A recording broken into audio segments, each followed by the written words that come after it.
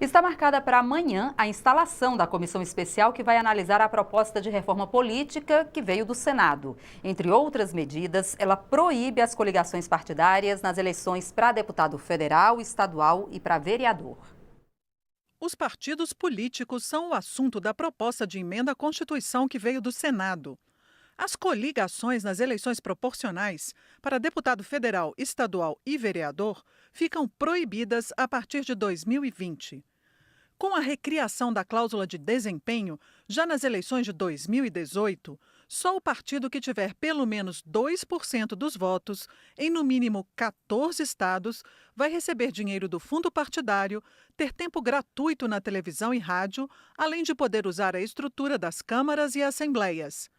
A partir de 2022, a barreira sobe para 3% dos votos válidos, distribuídos em 14 estados, com no mínimo 2% em cada um deles. As federações seriam a alternativa para os pequenos partidos. Em vez de se juntar só para as eleições, como nas coligações, os partidos teriam de atuar em conjunto durante todo o mandato. A PEC coloca na Constituição casos de infidelidade partidária. Perde o mandato o parlamentar ou o governante que sair do partido pelo qual foi eleito, a não ser que comprove que foi discriminado ou que o partido mudou o programa. A PEC inclui ainda regras sobre autonomia partidária.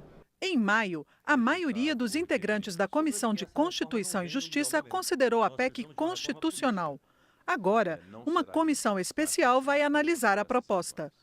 Apesar de haver duas outras comissões da Câmara discutindo projetos mais amplos de reforma política, muitos parlamentares consideram que a proposta que já foi aprovada pelo Senado tem maiores chances de virar lei até setembro.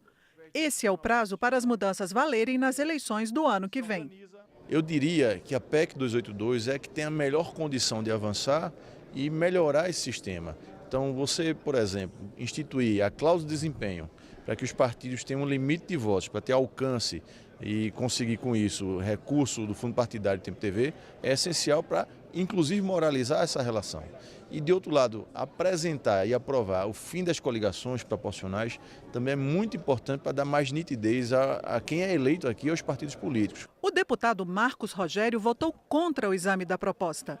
Ele admite que as coligações de partidos nas eleições proporcionais são um problema, mas acredita que a solução proposta prejudica a pluralidade dos partidos, que é protegida pela Constituição. Porque ela cria um sistema de federação, ou seja, os partidos se juntam para a campanha eleitoral, permanecem junto por 3 anos, vincula os estados, portanto a coligação, a federação que é feita em nível nacional vai ter repercussão lá no estado.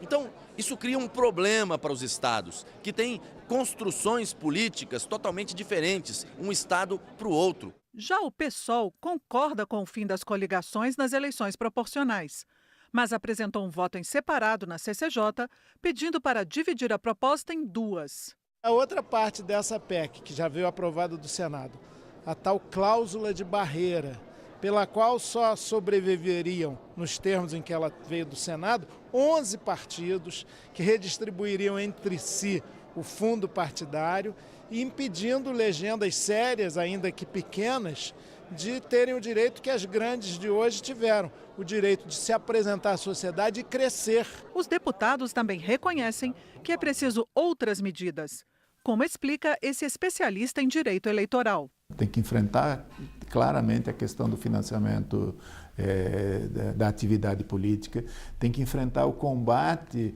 ao custo elevado das campanhas eleitorais e não só ficar pensando em proibir coligações, evitar que alguns partidos participem, né? Isso não vai resolver o problema nacional. Os problemas não nascem aqui.